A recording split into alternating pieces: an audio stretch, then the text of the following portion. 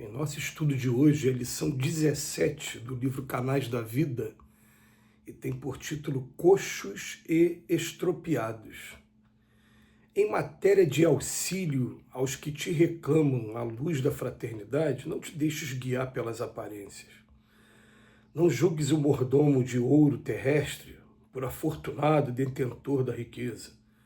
Muitas vezes, sobre anotações e fichas bancárias, é um trabalhador desesperado, vergando ao peso de inquietantes compromissos, quando não seja triste e sedento de paz entre as grades da sovinice. Não suponhas o homem representativo da vida pública como sendo o guardião da felicidade. Em muitas ocasiões, embora ostente o bastão do poder, não passa de infortunada vítima de amargas provas a lhe roubarem o contentamento e a segurança. Não consideres a mulher exteriormente enfeitada por joias de alto preço por veículo de maldade e perturbação. Quase sempre no imo da própria alma sente-se asfixiada por chagas dolorosas de amargura e desencanto que lhe aniquilam as melhores aspirações.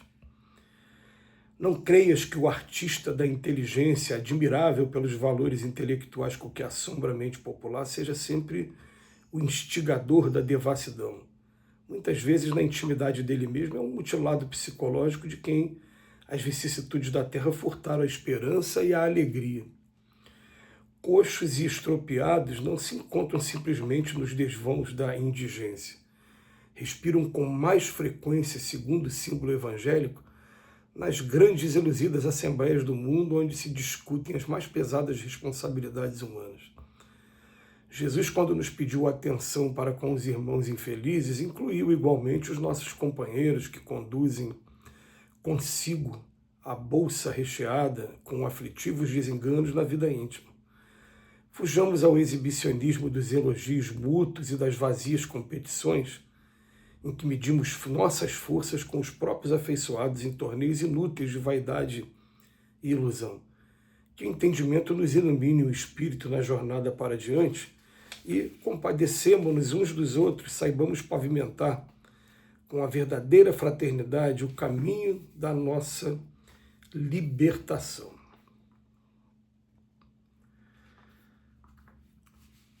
Essa lição de hoje é uma lição que sempre ela mexe bastante com a gente, mas eu me lembro que quando a gente teve a oportunidade de estudar o livro Jesus no Lar, de Neio Lúcio Espírito, que escreveu através da psicografia de Chico Xavier, ele tem uma lição que é o revolucionário inconformado, rebelde, eu não vou lembrar agora qual é o título da lição, mas é alguma coisa de revolucionário.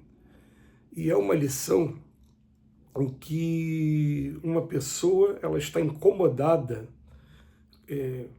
com um rei, e esse rei, aqui no Brasil a gente não tem rei, que a gente não vive uma monarquia, a gente vive uma república, a gente muda o nome, a gente bota aí as pessoas que estão ocupando cargos eletivos de poder, seja na esfera municipal, na esfera estadual ou distrital, do Distrito Federal ou da União.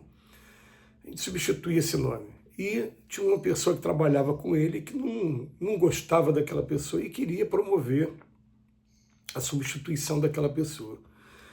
E aí o anjo da guarda faz uma proposta para ele. Fala, eu vou deixar você tirar aquela pessoa do poder, mas com uma condição. Durante um período, e não me lembro agora na lição qual é o período, vamos botar assim, durante um período de 1 ano, por exemplo, você vai ser um funcionário que vai trabalhar diretamente com ele e vai tentar fazer de tudo para ajudar aquela pessoa. Você conseguindo, você vai reunir mérito, a gente vai te dar a oportunidade de tirar aquela pessoa do poder. E conforme o relatado por Neio Lúcio, conforme aquela pessoa começou a conviver com aquela autoridade, ele começou a ver o quão infeliz aquela autoridade era e começou a não fazer as anotações. Ele quase não tinha tempo para dormir, ele dormia muito pouco, ele já acordava sendo bajulado de todos os lados. Quem está no poder nunca consegue agradar a todo mundo e fica recebendo invariavelmente aquela vibração negativa do lado que foi contrariado de alguma maneira, que não conseguiu os seus objetivos. Ele quase não tinha tempo para a família e para os filhos, ele arruinava a sua saúde tendo que participar de coquetéis, de eventos em que o meio político, o meio da autoridade exige que você participe com uma certa regularidade para você estar sempre em dia com quem são os personagens da atualidade.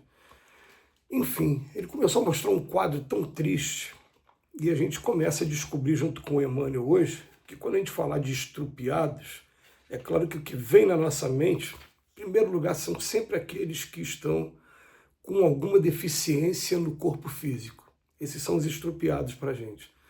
Mas o Emmanuel vem falar dos estrupiados da alma e principalmente entre aquelas pessoas que aparentemente quem está de fora aqui olhando fala, essa pessoa está bem. Porque está bem, ela não vai passar por necessidade material nenhuma, porque ela já está vivendo ou a prova da riqueza ou a prova da autoridade. E o Emmanuel vem fazer hoje o quê? Vem mostrar para a gente, convidar a gente para a gente fazer algumas reflexões. Ele bota aqui, ó, não julgues o mordomo do ouro terrestre por um afortunado detentor de riqueza, não, porque muitas vezes aquelas contas bancárias, aquilo que está acontecendo com ele, é um trabalhador desesperado, vergando mesmo, inclinando mesmo, quase caindo ao peso de inquietantes compromissos, quando não seja triste e sedento de paz entre as grades da sovinice. A gente tem que botar uma coisa na cabeça. A gente, enquanto espírito imortal, querendo ou não querendo, todos nós um dia vamos passar pela prova da riqueza. Todos nós, querendo ou não querendo, aí que está.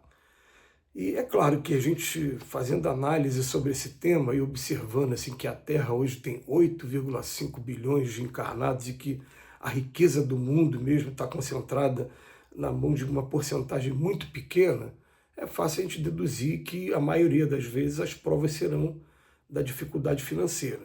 Tudo bem.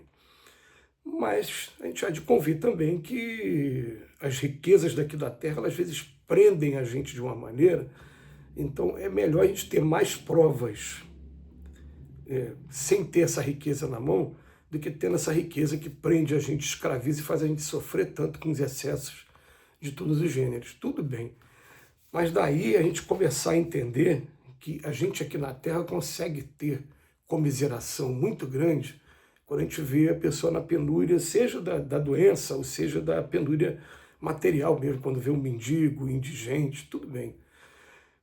E muitas das vezes a gente esquece que aquela pessoa que está passando por aquela prova da doença ou da indigência, na encarnação passada, ele estava vivendo a prova dos excessos de todos os gêneros, que fez com que ele agora, nessa encarnação, esteja naquela condição ali.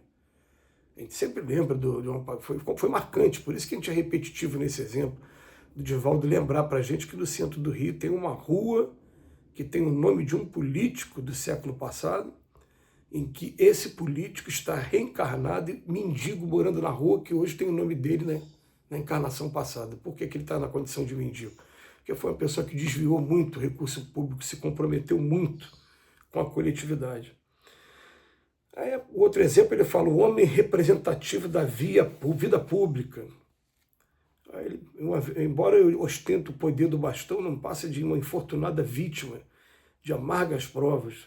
Aí depois ele vem aquela mulher que sempre está muito bem trajada, e ao mesmo tempo ela pode até também, como normalmente acontece com as pessoas que passam pela prova da riqueza, está vivendo a prova da sensualidade. Então, quase sempre no imo da própria alma sente-se asfixiada por chagas dolorosas de amargura e desencanto. O artista da inteligência, esses exemplos são todos coxos e estrupiados também, que precisam muito de carinho e de atenção e de uma amizade sincera. E aí que está, o nosso desafio é ser amigo de verdade dessas pessoas que estão vivendo pela prova da riqueza ou a prova da autoridade. É disso que eles precisam e muito. E a gente fecha lembrando que Jesus foi amigo de todos, abraçou e curou o filho de um centurião romano, ao mesmo tempo que escolheu Mateus, um cobrador de imposto, como um dos seus discípulos. Que Jesus nos abençoe hoje e sempre.